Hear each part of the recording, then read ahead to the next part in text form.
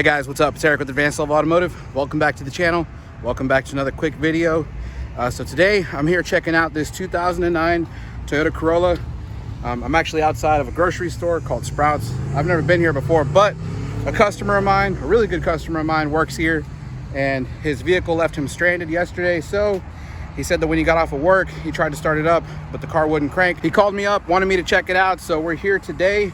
Let's go ahead and get started. So first things first, I'm going to verify the complaint. We're going to unlock the door, open this thing up, and see if this thing cranks over. Put the key in the ignition, and we got nothing. We got just a click. You hear that? It almost sounds like the starter is trying to turn the engine, but there's not enough juice in the battery. Yeah, it seems to me like the battery might just be low. Let me pop the hood here, see what we got. Okay, so going underneath the hood, the first thing I want to do is a quick visual inspection on the battery. Make sure that the terminals are not loose and that they are not excessively corroded. You guys can see when I try to move these terminals, they are nice and tight, and we don't visibly see any corrosion. Now this battery does look like it has been on this vehicle for quite some time. I don't know if there's a date code. Usually there's a date on the battery that gives you an idea as to how old this battery is. Sometimes it's along the side of the battery. In this case, the only thing I think I see here is this sticker that has an M6 on it, which may stand for like a month and the year. So this might be a 2016 battery, though I'm not 100% sure. I would have to look up the battery date chart on these diehard batteries. But like I said, visually looking at it, you can tell it's obviously been here for a long time. So because we are suspecting that we may have a bad battery, I'm gonna take my little battery tester. You guys have seen me use this before. I'm gonna connect it to the battery. Here we have the positive, and here we have the negative. Let this thing power up. Hopefully you guys can see that. I know there's a lot of glare from the sun. Well, you know what? Let me just go ahead and take off this little protective coating. All right, let's take a look at that. We're gonna go to check. We are going to check the battery. This is a 12-volt battery. This is in vehicle battery test. This is a regular flooded battery. We're going to do a cold cranking amp check. We take a look at the battery. You can see that we do have 725 cold cranking amps. So we're going to set the tool to 725. 725, we're going to hit OK. And as you guys can see, our state of charge right now is only 12%. We're at 8.38 volts. So this battery is definitely low. Before we can even test it, we would have to charge this battery. So at this point, what I think we need to try to do is jump start the vehicle, get the engine running, and then we're going to do a quick test on the charging system to make sure that the reason this battery died has nothing to do with the alternator. So let me get my jump pack and let's see if we can start this thing up. All right, so I've got my jump pack here. I'm going to go ahead and connect the negative lead to the negative terminal. And I'm going to take the positive one and connect it to the positive terminal, and then we'll set this thing to on. Let's go inside the vehicle and see if we can crank this thing up. Got the key in my hand. Let's stick it into the ignition, start this thing up, and there we go. The engine is running. Now it's time to test the charging system. Okay, so I'm going to shut off the jump pack. I'm going to disconnect our leads from the battery.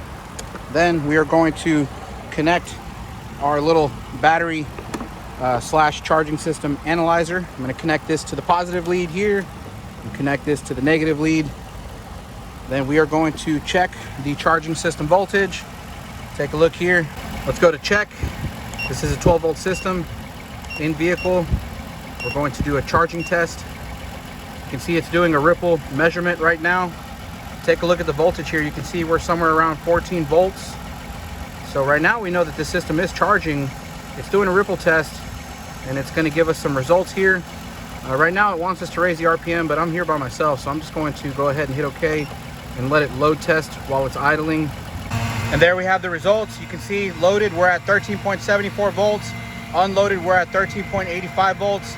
We got a ripple measurement of about 336 millivolts, so our results are normal. That means that this alternator... Sorry, these guys just showed up with leaf blowers, messing up my video over here. So at this point, I'm pretty confident that we're basically just dealing with a bad battery. We checked the charging system using the analyzer. We found that the system is charging sufficiently, so we know that there's not a problem with the alternator. Also, I went ahead and did the extra step of turning on all of the accessories. I turned the AC on, I turned the lights on, the wiper blades, the radio. I turned everything on and I ran the analyzer again, and I found that the charging system was still charging sufficiently, more than sufficiently, to charge this battery. But in this case, it just looks like our battery is not holding a charge. Something I wanted to show you guys real quick, because I'm about to remove the battery to take it with me to use as a core when I buy a new one. Again, I had the engine running, so the charging system was charging the battery. So the battery is as charged as it could possibly be. This engine was running for at least 10 minutes. So I'm going to do the quick battery test using the analyzer. Again, we're at 725 cold cranking amps. We're gonna hit okay. As you guys can see, we only measured out at 417 cold cranking amps. We're still at 12.77 volts. As you guys can see, it's recommending a replacement battery. So at this point, even though the battery is sufficiently charged, it cannot output enough cold cranking amps to keep up with this engine. So at this point, we are going to replace the battery. Out with the old, in with the new. All right, so we'll start by taking off these little covers. And I'm going to start with the positive terminal. I know there's a lot of debate between what goes first, negative or positive. I'm not sure if it really matters, but I always start with positive first and then finish off with the negative. So I'm going to pull this little cover off this side. I'm going to grab the negative battery terminal.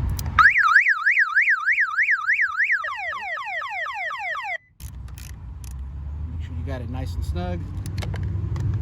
Nice and snug.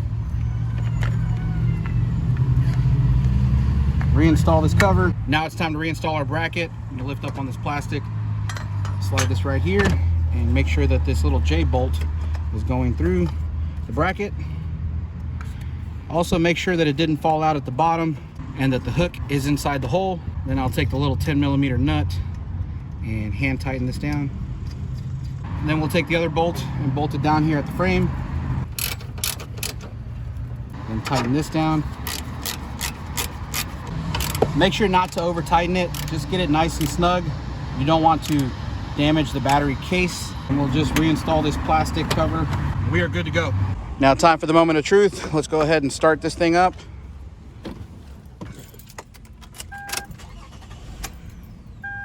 Well, as you guys can see, it cranked over and it tried to start, but it died. We may have to relearn the idle, which actually is pretty simple to do. You just kind of cycle the key on for a couple seconds, count 1, 2, cycle the key off and count to 10. 1, 2, 3, 4, 5, 6, 7, 8, 9, 10. Then we'll cycle the key back on. Make sure that all of the lights on the instrument panel illuminate. Count to 2. 1, 2.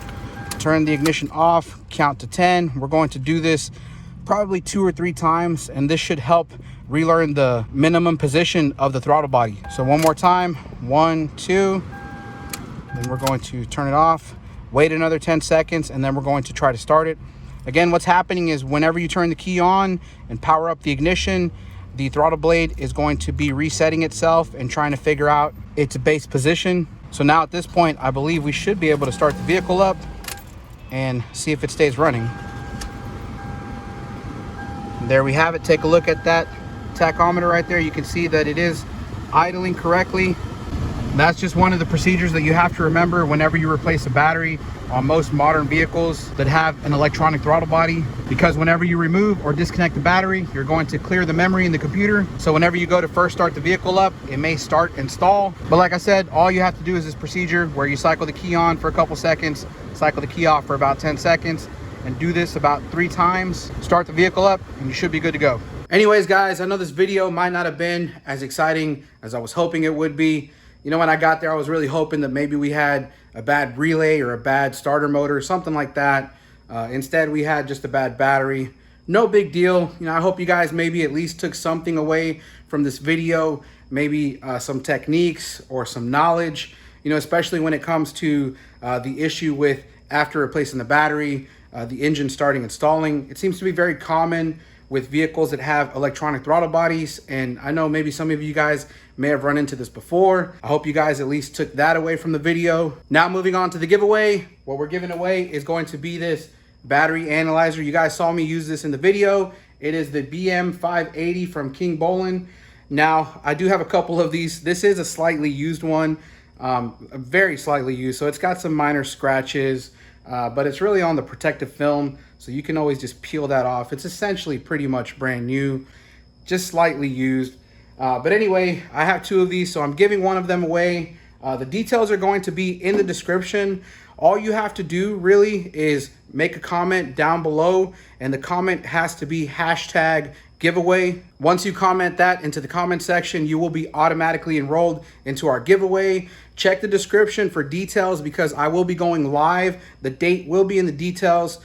So we will be going live to announce the winner. We're going to be using a random generator or a comment picker that's going to randomly select one of our comments, and that's going to tell us who the winner is. Again, check the description for the date of the drawing. And for those of you who miss out on the giveaway, no big deal. There's actually a really big sale going on with this item. If you guys check the description, you will find a coupon code that's going to save you 50% off of the cost of this item. So if you guys don't want to participate in the giveaway, or you just want to get your hands on one as soon as possible, use the coupon code during checkout. And like I said, you will save about 50% off your purchase. So just to quickly show you guys some of the features that this thing has, I've got it connected to this battery on this pickup truck here. And if you look, if we go into check mode, this is where we went before to test the battery. We can see the different tests we can do. So we can run a quick test, in vehicle or out of vehicle test. And if we come in here, you can see that we can do a battery test. We can do a charging system test. We can even do a startup test, which tests the load on the starter motor. And if we come back out here, you can see we have a waveform. So this actually gives us a graph or a waveform pattern of our voltage. You can see we're at 12.31 volts. The battery's a little bit low, just needs to be charged. If we come over here, you can see that we have a playback mode. We have records, a little setup. We also have this multimeter here. So if we go into the multimeter, you can see that it gives us a chart here that tells us where our current battery voltage is at the moment. And you can see right there. And then it tells us some information about it. Also down here for the starter motor. So there's a lot of different things that this little thing can do. And like I said, for the price, you really can't beat it. And this will be the one that I am giving away. So if you guys, again, take a look at it, it's pretty much in new condition. It just, it's got a little bit of scratches on the protective film here. So once you peel this off, this should be pretty brand new underneath. But like I said, I've got 2 of these.